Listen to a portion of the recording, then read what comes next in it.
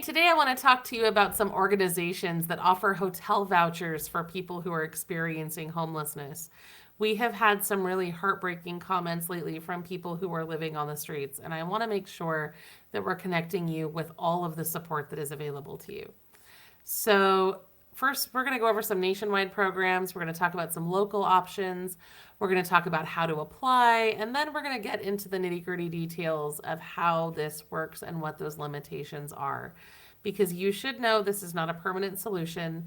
This is a very temporary solution, but we are going to try to do our best to connect you with anything that may be able to assist you here. So, hotel vouchers are referrals or coupons that you get from charities, churches, government agencies, nonprofits that cover temporary lodging at participating hotels and motels. They are not cash. The money is given directly to the provider and you just get the place to stay. So the duration is going to vary depending on funding and local policies. In a lot of cases, it's going to cover one night, maybe a few nights. A few programs may go up to a week to 10 days. Rarely will it be a full month.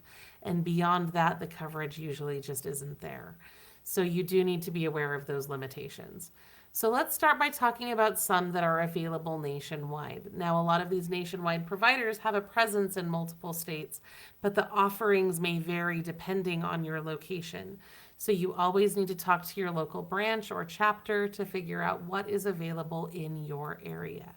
So let's talk about Catholic Charities. Catholic Charities is a fantastic organization that helps low-income people all across the country, whether or not they're going through homelessness. Their services can vary wildly, but they may offer emergency shelter, rent or deposit assistance, and sometimes hotel vouchers, especially if it's an extreme weather situation and the shelters have hit capacity. So many locations may also offer case management, employment services, and financial counseling to help you build long-term stability as well. And this is going to vary depending on your region. I also think it's really important to point out that you do not have to be Catholic to get help from this organization. I am not Catholic, and I have received help from a Catholic Charities organization in the past during a particularly difficult point in my life. These guys are amazing. So what you need to do is you need to go to the Catholic Charities website, use their locator tool to see if there are any options available near you. Now, the Salvation Army is well known for their shelters and transitional housing programs and all of the different programs that they offer those who are experiencing housing challenges. In communities where a shelter isn't available or those shelters are full, you may be able to receive a hotel voucher from your Salvation Army branch, but more often than not, they're going to try to connect you with more permanent solutions than that. So do know that availability varies by location and current funding, but if you're interested, you can go to the Salvation Army website and see if that is an option for you.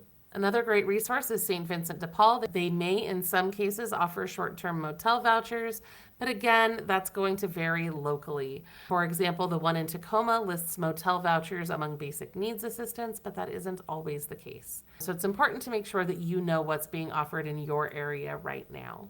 Churches and missions are also wonderful. If you have a mission in your area, a lot of times they're going to have a homeless shelter or some sort of service attached to that.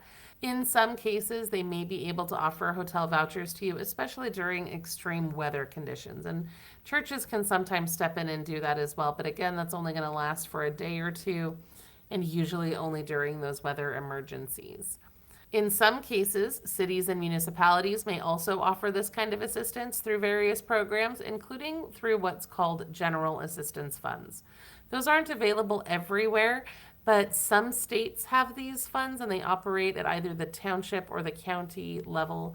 We see them most often in the East, especially in the Northeast, but these funds are there to help people who can't afford basic needs. Usually you can access them if you need help with like housing or a medication, funeral expense, some sort of outstanding expense that you can't cover on your own. So that may be an option for you. You would need to contact either your city, county, or township government to see if they offer something like general assistance or welfare assistance or anything like that. I hope that you're already connected to your Department of Human Services. Every state has one. Sometimes they go by different names. I know in Utah it's like Department of Workforce Services or something like that. But that's going to be the organization that's going to administer things like SNAP benefits and Medicaid, those kinds of programs that are just absolute lifelines for people who need extra help. Now, in some cases, they may also be able to connect you with housing programs, and they may be aware of other programs that offer hotel vouchers in your area. In some rare situations, they do work with like a coordinated entry system, and they may be able to assist you as well. Their caseworkers may also be able to help you get into coordinated entry if you haven't already.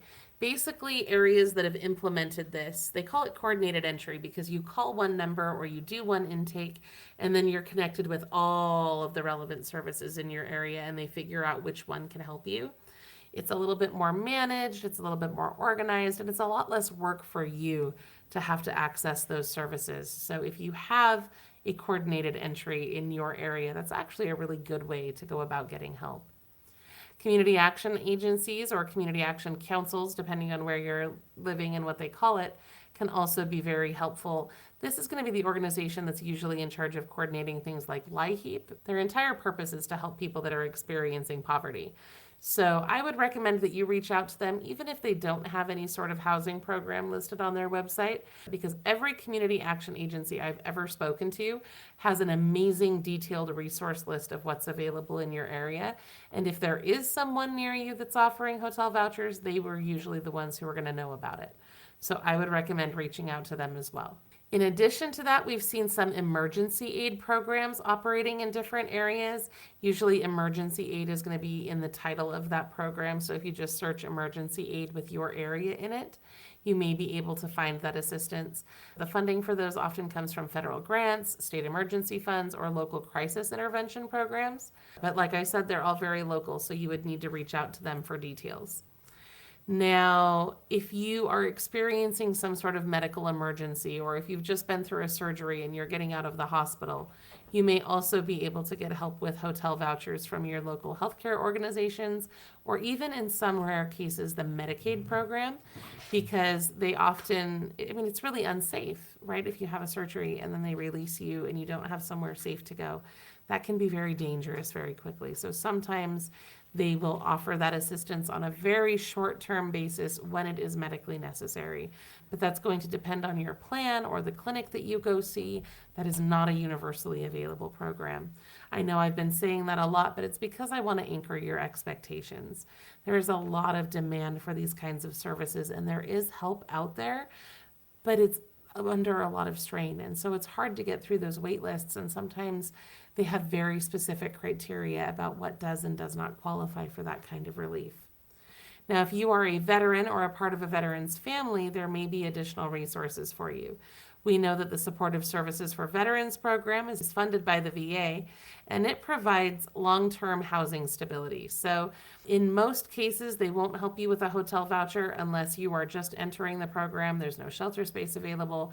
Your safety requires immediate lodging, and they are working on getting you a better solution. Those vouchers are very rare, but honestly, the long-term value of that program is worth so much more than a hotel voucher, right? If you are eligible for this, it could be the thing that just absolutely changes everything for you. So I would recommend that you get connected with that program regardless. HUD-VASH is another program that provides long-term rental vouchers to veterans for their permanent housing. There is usually a wait list for that as well. It's not a hotel voucher program, but it may be able to assist you if you are a veteran who's experiencing homelessness. Now, we know that the American Red Cross operates group shelters during disasters. And if you're going through a disaster, FEMA may also be able to reimburse you for short-term lodging or pay for participating hotels through the Transitional Sheltering Assistance Program. You need to connect with Red Cross and FEMA for that if you're going through a declared disaster. A personal disaster wouldn't count for that. Now, like I said, our team is constantly researching all sorts of different low-income programs.